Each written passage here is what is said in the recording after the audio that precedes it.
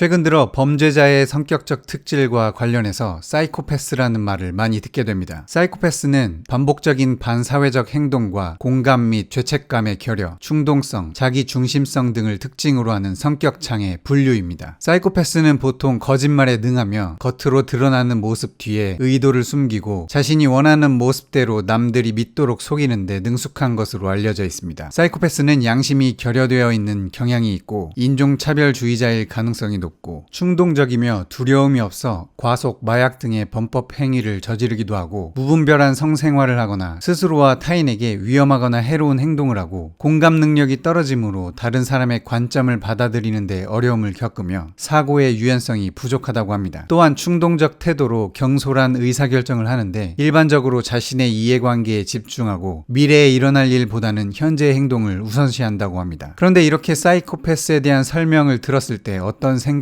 드나요? 우리 주변 사람들에게서도 볼 수 있는, 그리고 나도 조금은 가지고 있는 성격적인 부분들이라는 생각이 들지 않나요? 맞습니다. 사실 누구나 조금씩 다른 수준으로 사이코패스 기질을 갖고 있기 때문입니다. 심리학자 에드리언 퍼넴은 심리학에서는 누군가가 사이코패스다 아니다라고 정의하지 않는다. 누구나 어느 정도씩 이런 면을 갖고 있다 라고 설명합니다. 다른 사람보다 키가 큰 사람이 있는 것과 마찬가지로 사람마다 사이코패스 기질을 더 많이 혹은 더 적게 갖고 있다는 말입니다. 다시 말해 사이코패스라는 단어는 끔찍한 범죄자를 뜻하는 단어가 아닙니다. 그렇다면 왜 사이코패스라는 단어가 끔찍한 범죄자를 가리키는 말이 되었을까요? 사이코패스는 심리학자 로버트 헤어가 개발한 사이코패스 판정 도구 PCLR을 이용하여 검사합니다. PCLR 검사는 주로 살인과 같은 극단적인 범죄를 저지른 뒤 치르기 때문에 끔찍한 범죄자의 사이코패스 기질이 많다는 점이 부각되어 사이코패스가 곧 범죄자라는 사회적 인식이 생겨난 것으로 보입니다. 하지만 이것은 잘못된 사실입니다. 사실 대부분의 심리검사는 개인이 처한 상황에 따라 그 결과가 영향을 받기 때문에 범죄자가 범죄 직후 검사를 치른 것과 보통 사람이 치른 검사 결과와 직접 비교할 수 없다는 한계점도 제시되는 것이죠. 그리고 사이코패스 검사를 통해서 정상인과 확실히 구별되는 비정상적인 개인들을 마치 환자를 식별하듯이 걸러낼 수 있다고 생각하는 것은 잘못입니다. 최근에는 사이코패스와 더불어 나르시시즘, 마키아벨리즘을 가리켜 어둠의 3요소라고 부르는 반사회적 성격들에 대한 사람들의 걱정이 많아 보입니다. 그리스 신화 속 잘생긴 사냥꾼 나르키소스는 물에 비친 자신의 모습을 보고 헛된 사랑에 빠집니다. 스스로 너무 매혹된 나머지 자기 모습이 비치는 연못가에 죽을 때까지 머뭅니다. 나르시시스트는 나르키소스의 후예로 자신의 이미지를 스스로 기획하고 그 대가로 좋아요를 수확하는 SNS 시대에 흔히 볼 수 있습니다. 이들은 허영심과 자기 중심성이 높아 스스로의 특성을 지나치게 부풀려 바라보고 정당하든 아니든 타인의 우러름을 받고자 합니다. 나르시시즘이 높다는 것은 우호성이 낮고 외향성이 높다는 의미이기도 하지만 놀랍게도 창의력 역시 높습니다. 사이코패스만큼 폭력적이진 않지만 타인보다 스스로에게 너무 몰두하여 세상을 잘 이해하기 어려워지고 유연한 사고를 할 수 없고 그로 인해 자아도취에 빠져 눈이 멀게 됩니다. 마키아벨리 주의자는 실제 역사 속 인물인 니콜로 마키아벨리의 이름에서 왔습니다. 그는 이탈리아의 외교관이자 철학자로 권력가가 권력을 유지하기 위해 거리낌 없이 행해야 할 방법을 안내한 저서 군주론으로 유명합니다. 이 특징이 높은 사람은 자신의 이기적인 목표를 달성하기 위해 조심스럽고 신중하며 사이코패스처럼 충동적이진 않습니다. 그러나 이들 역시 전반적으로 자기 자신에 대한 생각이 많고 표리부동하고 악의적이며 냉소적이고 비도덕적 방법을 씁니다. 우리가 알아야 할 중요한 포인트는 누구나 이런 어두운 면을 가진다는 사실입니다. 즉 누구나 상황에 따라 악한 행동을 하게 된다는 것입니다. 요즘 같은 시대에는 실행조차 하기 힘든 다소 충격적인 실험이 있었습니다. 1961년 심리학자였던 스탠리 밀그램은 참가자들에게 선생 역할을 주고 실험실 가운을 입은 실험자에게 복종하도록 했습니다. 선생은 학생 역할을 하는 또 다른 참가자가 단어 시험에서 틀릴 때마다 강도를 올려가며 전기 충격을 가해야 했습니다. 선생이 망설일 때마다 실험자는 옆에서 계속하라고 요구했습니다. 이것은 이른바 복종 실험이었는데 그 결과는 충격적이었습니다. 65%의 선생이 최대치인 450V까지 전기 충격을 가했는데 이것은 사람에게 치명적인 위해를 가할 수 있다고 증명된 강도였습니다. 나머지 참가자들도 역시 300V까지는 전기 충격을 계속 가했습니다. 이 실험은 논란이 좀 있었지만 평범한 사람도 그저 명령을 받았다는 이유로 잔인한 행동을 할 수 있다는 것을 보여줬습니다. 실제로 역사 속에서 많은 나치 당원들이 당시에 그렇게 잔인하고 악한 행동을 한 것은 스스로를 사악한 세력의 피해자라고 여겼기 때문이라는 연구가 있습니다. 그들은 자신들이 제1차 세계대전 패배의 피해자이고 악의 세력에 대항해 행동을 개시하고 자신들의 이상향인 천년의 독일 제국 건설이라는 선을 향해 나아가야 한다고 강력하게 믿었다는 것입니다. 뇌과학자 스티븐 라이셔는 진정으로 무서운 것은 살인자들이 자신의 행위가 잘못됐다는 것을 모르는 부분이 아니라 오히려 그 일이 옳다고 진심으로 믿는다는 점이라고 지적합니다. 누구도 항상 선하거나 항상 악하지 않습니다. 그리고 어느 누구의 성격이 형성되는 것은 유전자와